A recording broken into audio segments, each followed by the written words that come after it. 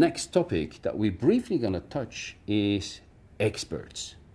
I'm going to say experts. Why would we actually need experts, right? Because aren't we all experts?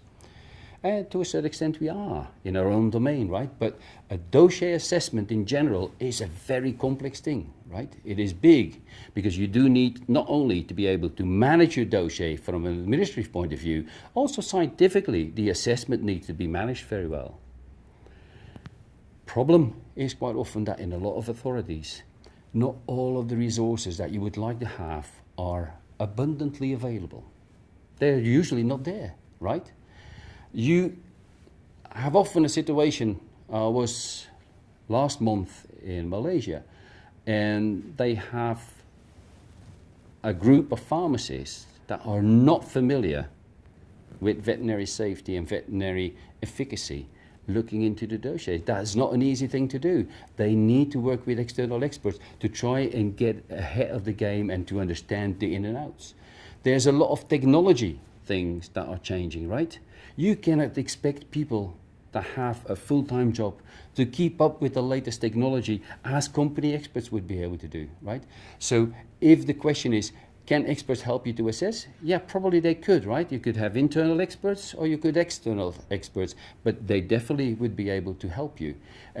Not everybody has an agency like the CVM, the American agency, which is like 400, 500, I think, people that are working for the CVM. So that's quite a lot. And they have a lot of internal expertise. But even if you look into Europe, quite often the expertise is with external experts, right? So very important for us to actually take a look at that. So what could be the role of these experts, right? Well, on the one hand, they can facilitate the assessment of the dossier, right? They can make it faster for you because they will further summarize the information, and they provide you specialized knowledge that is needed and critical to be able to do a good assessment. That assessment definitely will need to be critical. So an expert needs to be critical. That is very important because otherwise you might as well not have an expert, right? If it is just for a summary, well, actually in the dossier, the applicants typically provide you with a dossier summary of that section. So that is not the real thing, right? What you want is a critical appreciation, whether it is sufficient to meet the quality, safety, and efficacy requirements. That is what we need to do, okay? So that is why we want to have experts. Nevertheless, it needs to be clear, an expert will provide you with an opinion, what he believes, but ultimately, who is accountable for an approval? It is you as regulatory agencies that are accountable for allowing products on your market. So you need to take the full accountability for that, but you can be assisted by the experts. That's the point I'm trying to make. So there is actually 3 types of experts that you could use. You can actually have the experts that are appointed by the applicant, the typical European system, right? Where we have expert reports, we call them nowadays, detailed and critical summaries of the dossier. That is typically done specifically for safety and for efficacy, done by external experts.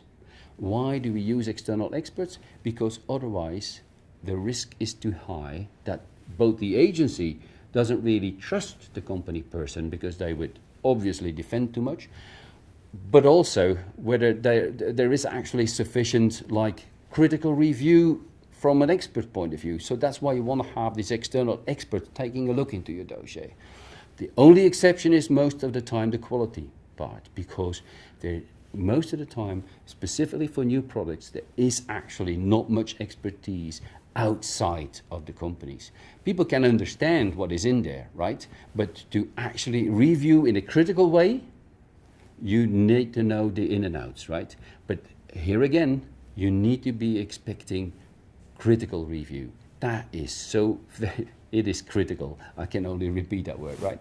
Okay, second type of expert. What is that? Those are experts that are appointed by regulatory authorities. So those are typical situations. We have that in Europe as well. There is a list of typical experts that actually the agencies can make use of in assessing a dossier. If you have a central European dossier that's been reviewed at CVMP, well, that one person in CVMP doesn't do that, right? He has a whole team of experts that work with him. to actually do that dossier assessment, right? So that is a very typical thing to do. The third option is, of course, that the experts would actually still be appointed by an applicant, but they have to choose from a list of experts that are provided by the authorities, and these experts are accredited by the authorities, because the authorities have basically vetted that they are sufficiently credible and independent and are capable of doing such reviews. So that is a very good list to work with, and that is what's happening in Australia, for instance, where you as an applicant can reach out to somebody on that list, you agree on a review fee, you agree on a review timeline, and then basically you submit that as part of your dossier afterwards. And that is accepted by the authorities as partial review of the dossier. So very interesting for both, and again, a type of win-win situation that also helps you as an agency to cope with the very vast amount of knowledge that is needed if you actually need to be able to review this type of dossiers. So quite an interesting path there, I think. Just as a side note, there's also another initiative where Australia is involved in that might prove useful sometime in the future also over here, which is together with New Zealand and Canada, they actually did a joint assessment of a dossier. So a complete dossier, and they divided the sections between them. So one agency took the quality part, one the safety part, one the efficacy part. And one of the three did actually also the administrative logistics.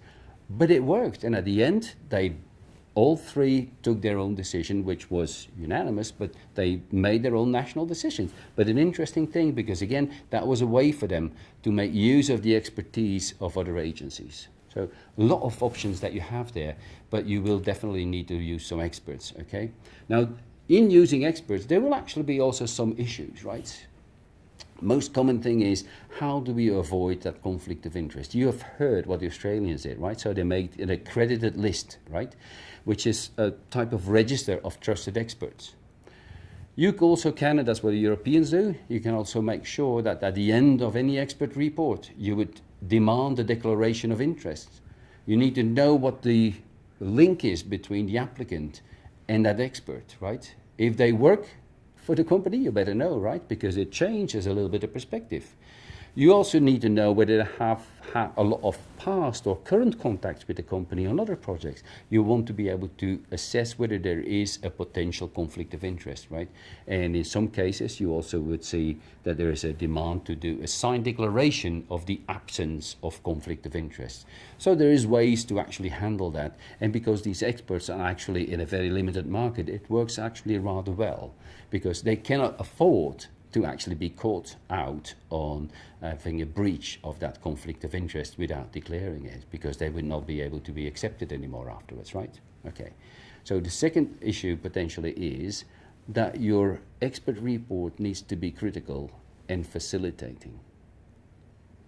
If you would have an expert report that says everything is fine, come on, how real is that? Nobody is perfect, not even my wife. And she comes very close to perfect, I can tell you that, right? So, but anyway, you would expect some critical things in any kind of expert report that is worth its money. Otherwise, you shouldn't do that. And then you see the list of typical content that you would actually expect in such an expert report. But the most important thing is it critical enough?